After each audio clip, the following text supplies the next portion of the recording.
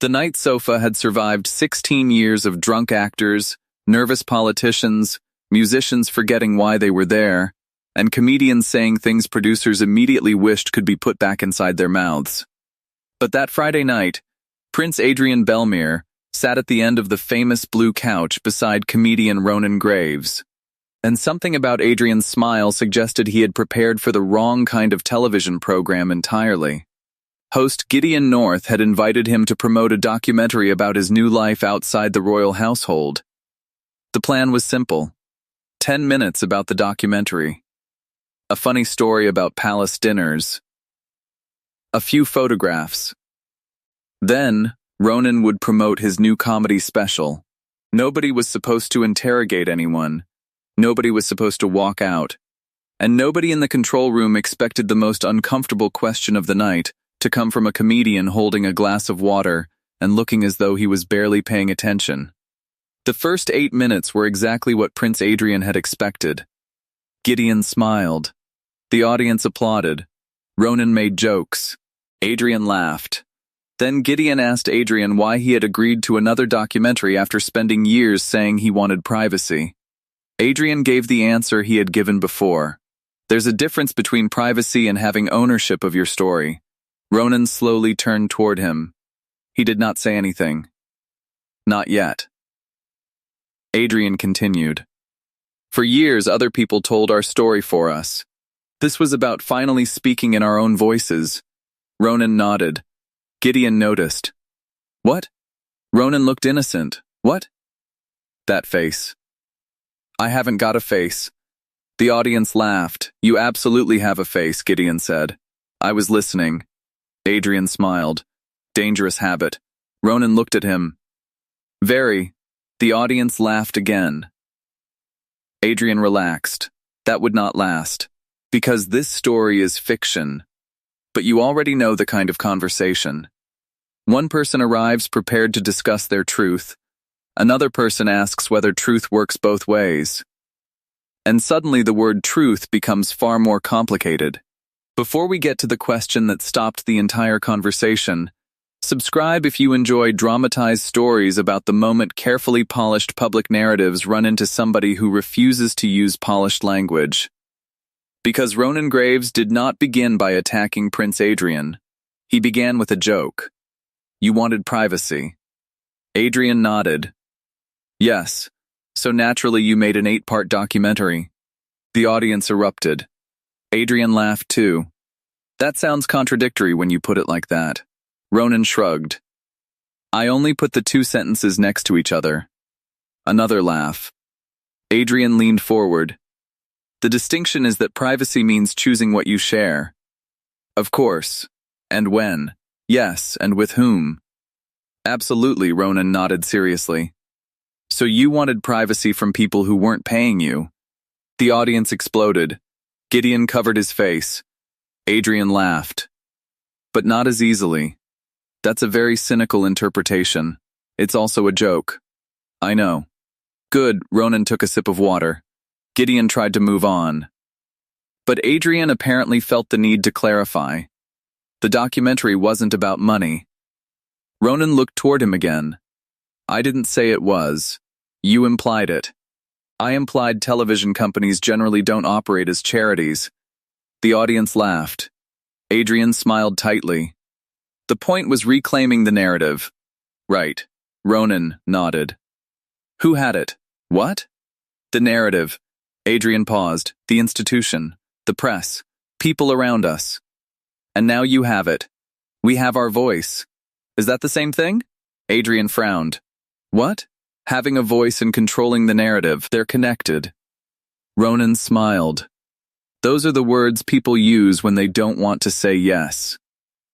The audience reacted. Gideon leaned toward Ronan.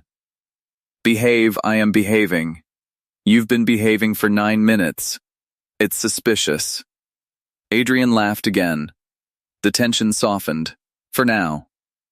Then, Gideon introduced the first photograph. It showed Adrian arriving at a charity gala for the Bellmere Veterans Project. Gideon praised the organization. Adrian spoke warmly about service members, mental health, Trauma, the need to turn words into measurable support. Ronan remained quiet. Then he asked, "How many centers do you have?"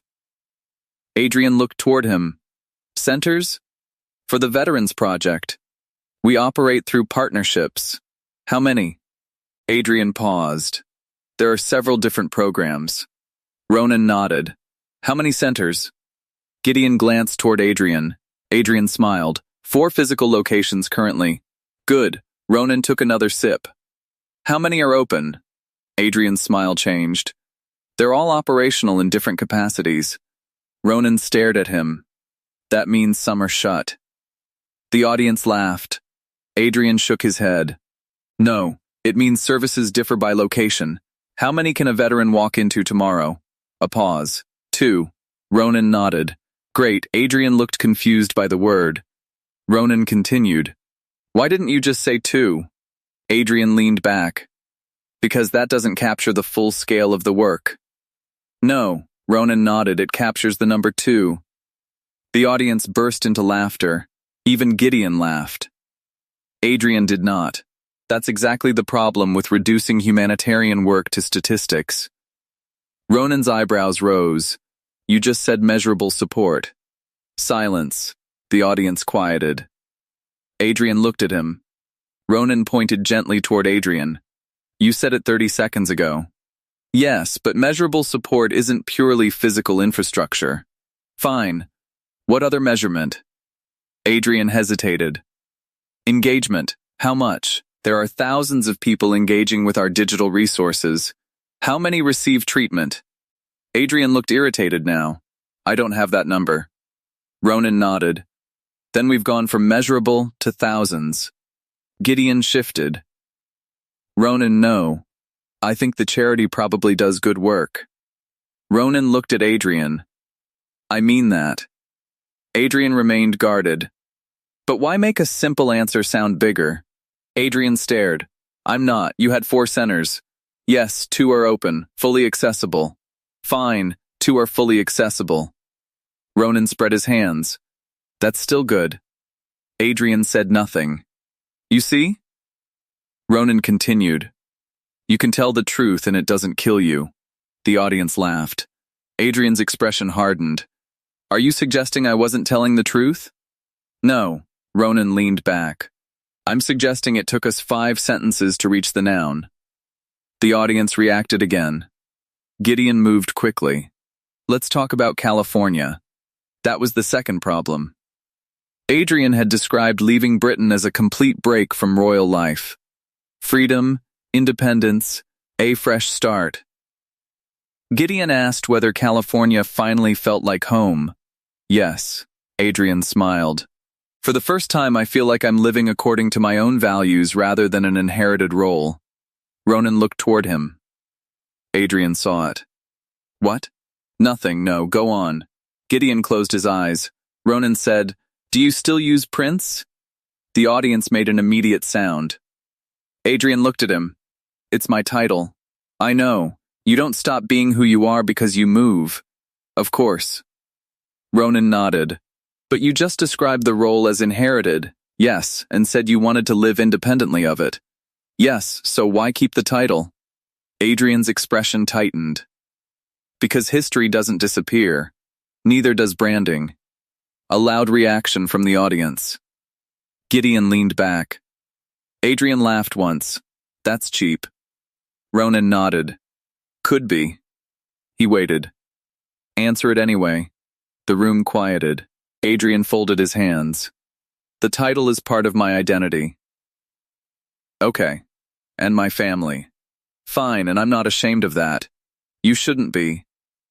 Adrian looked surprised. Ronan continued. "I'm not telling you to get rid of it." "Then what are you asking?" "I'm asking why independence means leaving the obligations but keeping the premium membership card." The audience erupted. Gideon put his head on the desk. Adrian stared at Ronan. "That's deliberately disrespectful."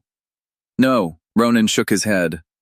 Deliberately disrespectful would have been much funnier. Even some of the audience members who had gasped started laughing. Adrian did not. Gideon raised one hand. All right. Let's move away from constitutional philosophy before someone from the palace sends me an invoice. The audience laughed. Ronan went quiet. The third issue arrived because Adrian brought it up himself. He spoke about environmental responsibility. He described climate change as the defining moral challenge of his generation. Ronan agreed. Completely. Then Adrian mentioned a summit he had attended in Cordavia. Ronan tilted his head. The one you flew privately to? Adrian's smile disappeared.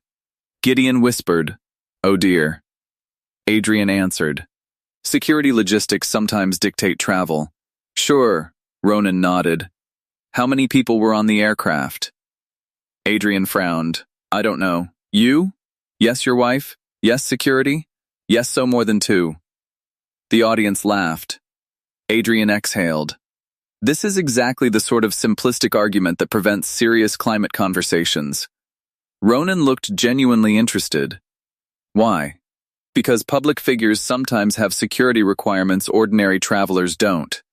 Agreed, and sometimes private travel is the safest option. Fine. So attacking one flight misses the broader issue. Ronan nodded. I'm not attacking the flight. Adrian paused.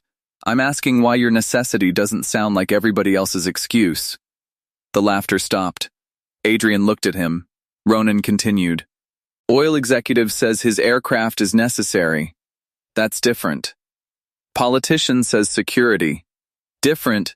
Billionaire says scheduling. Different. You say security. Because it is. Ronan nodded. So everybody else has excuses. No, and you have context. Adrian stared at him. That's not fair. Probably not. Ronan leaned forward, but neither is asking millions of people to accept inconvenience while explaining why yours is special. Silence. Adrian's voice became colder. I've never claimed to be perfect. Ronan smiled faintly. That sentence normally means we're getting somewhere. The audience laughed. Adrian did not. I'm saying individual behavior shouldn't distract from systemic responsibility. Good. Ronan nodded. Then why tell individuals to change their behavior? Adrian paused. We all have a role. Exactly, so what's yours? Another pause. Adrian looked toward Gideon. Gideon lifted both hands. I'm Switzerland. Ronan glanced at him. You'd fold immediately. The audience laughed. Again the pressure released. Again Adrian seemed to think it was over. It wasn't. The fourth issue was staff. Gideon mentioned Adrian's media organization Horizon House.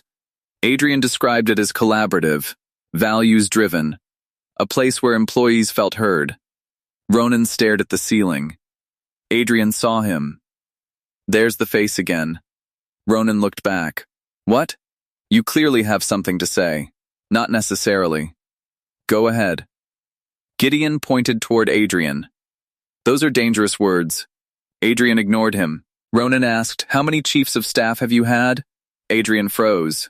The audience sensed it immediately. I don't know. Ronan nodded. I do. Adrian's eyes narrowed. That's slightly strange. It was in a newspaper. How many? 3. Adrian leaned back. Organizations evolve. Obviously, Ronan continued. How many communications directors? Adrian said nothing. 4? I'm not sure. 4. Ronan nodded. Why? Adrian's jaw tightened. People leave jobs. They do. Sometimes roles change. Absolutely, sometimes expectations differ. Yes, Ronan nodded. So what happened? Adrian stared. I just told you. No, Ronan's voice remained light. You explained employment. The audience laughed. I'm asking what happened in yours. Adrian shook his head. I'm not discussing former employees. Fair, Ronan nodded immediately. Adrian seemed surprised. Tell me something you changed instead. Adrian paused. What? If lots of senior people leave, maybe they're all useless. Ronan shrugged. Possible, the audience laughed. Or maybe you changed something. We constantly learn. What did you learn? That leadership requires adaptation. Ronan nodded slowly. That's excellent. Adrian looked suspicious. It means absolutely nothing. The audience roared. Gideon laughed into his hand. Adrian's face reddened. You're mocking everything I say. No. Ronan shook his head. I'm mocking sentences that could be printed on the wall of an airport business lounge. More laughter. Adrian's voice sharpened. You know, it's easy to sit here making jokes about people actually trying to build something. Ronan's expression changed. The smile vanished. Yes, the room quieted. It is easy. Adrian stared at him. Ronan continued. That's my job. A few laughs. But asking what you learned isn't a joke. Silence. You had repeated senior turnover. Ronan looked at Adrian. What did you change about yourself? Adrian said nothing. 5 seconds. Then, I reject the assumption that every departure reflects a leadership failure. So do I. Ronan nodded. That's why I asked what you changed. Adrian looked toward Gideon. This is starting to feel less like an interview and more like an ambush. Gideon opened his mouth. Ronan answered first. You invited me to ask. Adrian looked back. I expected good faith. So did I. Ronan's tone remained calm. Adrian stared. Then came the final subject. Family. Gideon had intended to avoid it. The production notes explicitly said no detailed questions about Prince Adrian's older brother, Crown Prince Dominic. But Adrian mentioned him. My brother and I obviously have different responsibilities. Gideon nodded carefully. And hopefully reconciliation remains possible? I've always said the door is open. Ronan looked down. Adrian noticed. Again. What now? Ronan shook his head. Nothing, you clearly disagree. I don't know your brother. Then why the reaction? Ronan sighed. Because you keep saying the door is open. It is. You wrote a book about him. Adrian's expression hardened. My memoir was about my experience. Yes, you've made that joke already. It wasn't a joke. Silence, Ronan continued. You published private conversations. They were relevant. Did he agree? No, you described arguments. Yes, you described his behavior. From my perspective. Good, Ronan nodded. So if he wrote a book tomorrow describing private conversations with you, would that be acceptable? Adrian paused. It would depend on what he shared. Ronan's eyebrows rose. The audience reacted before he spoke. Ronan smiled faintly. That's interesting. Adrian's jaw tightened. Why? Because when you published private things, the principle was that you owned your experience. Yes, when he does it, we suddenly need to inspect the content. That's not what I said. It's exactly what you said. No. Ronan shrugged. Then correct me. Adrian leaned forward. There is a difference between revealing information necessary to explain abuse by an institution and revealing private material for retaliation. Who decides the motive? You can usually tell. Can you? Yes, how? Adrian stopped. Ronan waited. Adrian said, context. There it was. Ronan leaned back. Context? Yes. Ronan looked toward Gideon. Then toward the audience. Then back to Adrian. Everything is context. Adrian frowned. What does that mean? Ronan counted softly. The title is context. The private flight is context. The charity numbers are context. The staff departures are context. Publishing family conversations is context. Adrian's voice sharpened. Because context matters. I agree. Ronan nodded. Which is why I've been asking for it. Silence. Then Ronan placed his glass on the table. No jokes. Adrian stared. No charity. Ronan continued. No flights, no employees, no brother. He leaned forward slightly. One question. Gideon went completely still. Adrian waited. Ronan asked, what rule applies to you that you also allow other people to use? Adrian blinked. Ronan repeated it. What rule? Silence. If privacy matters, does their privacy matter? Adrian's jaw tightened. If environmental sacrifice matters, does yours? No answer. If leadership requires accountability, what did you change? Adrian looked away.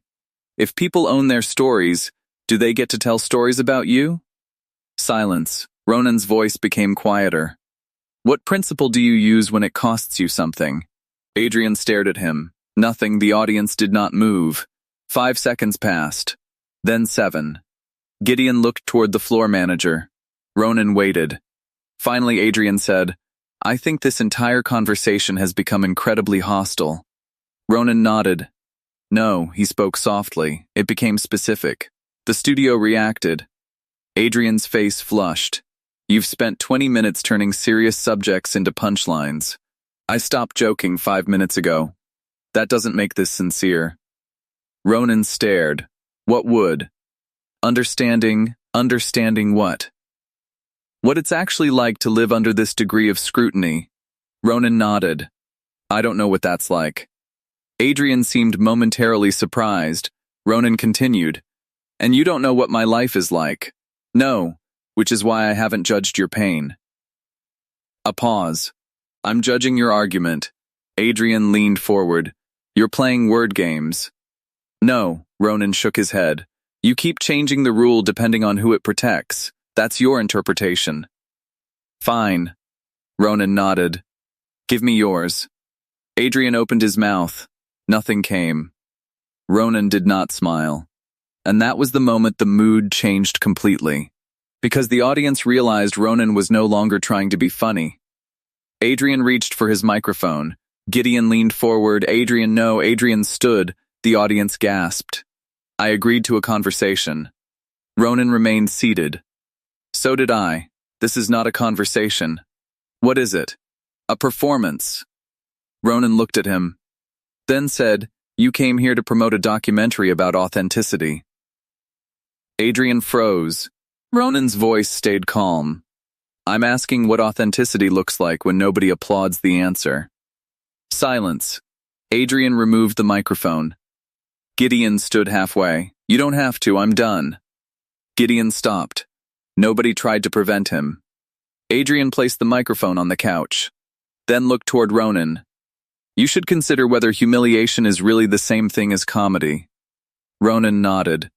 That's fair. Adrian paused. Perhaps he had expected an argument. Ronan gave him none. Then Ronan said, but answering a question isn't humiliation. Another pause. Unless the answer is.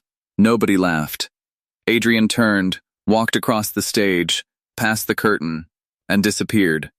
For several seconds, the audience remained silent. Then somebody began clapping. Ronan immediately raised his hand. No, the applause stopped. Don't. Gideon slowly sat down. Ronan looked toward the empty place on the couch. He's allowed to leave. Gideon exhaled. That got out of hand. Ronan shook his head. No. He looked toward the audience. It got very much into hand. A nervous laugh. Then Ronan became serious again. I don't know Prince Adrian. He gestured toward the curtain. He might be lovely. Another small laugh. He might run a brilliant charity. He might be completely right about his family. Ronan shrugged. I don't know. Gideon nodded. So what bothered you? Ronan looked at him. The movable rule. Gideon waited. Ronan explained. If I say privacy matters when I want privacy, but transparency matters when I want to expose you, that isn't a principle. Silence. If I say sacrifice matters until sacrifice reaches me, that isn't a principle. Another pause. If I say everybody else needs accountability, but every criticism of me requires additional context, Ronan leaned back. Eventually, context becomes a hiding place. By morning, the clips spreading fastest were not the jokes. They were the quiet lines. Why didn't you just say two? What did you change about yourself? If he wrote the book, would that be acceptable? What rule applies to you that you also allow other people to use? And finally, what principle do you use when it costs you something? Adrian's organization released a statement before lunch. It accused the Night Sofa of allowing a comedian to create a hostile and misleading confrontation around complex personal, charitable, and institutional issues. The following week, Gideon read part of the statement on air. Ronan happened to be back via satellite. Gideon asked whether he regretted the exchange. Ronan thought about it. I regret one thing. Gideon raised his eyebrows. What? I think I enjoyed the first few jokes too much. Gideon smiled. That's surprisingly reflective. Don't get used to it. The audience laughed. Then Ronan became serious. I don't regret the question. Why? Because I wasn't asking whether Adrian is good or bad. Ronan paused. I was asking whether his principles survive contact with himself. Gideon nodded. And? Ronan shrugged. He didn't answer. Another pause. That doesn't prove he can't. Ronan looked into the camera. It only proves he didn't. That was the line people remembered. Not because a fictional prince walked out, not because a comedian supposedly defeated him, but because it stripped away the easiest version of the story. Ronan had not proved Prince Adrian was a hypocrite. He had exposed a harder question. Whether any principle deserves to be called a principle if it only applies when somebody else pays the price. And on that night, under the bright lights of the night sofa, Prince Adrian Bellmere had been given the opportunity to answer. He chose the curtain instead.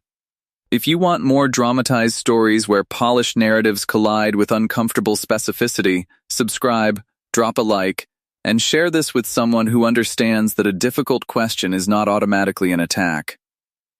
More precision, more accountability, more moments when the rule someone applies to everyone else is finally applied back to them.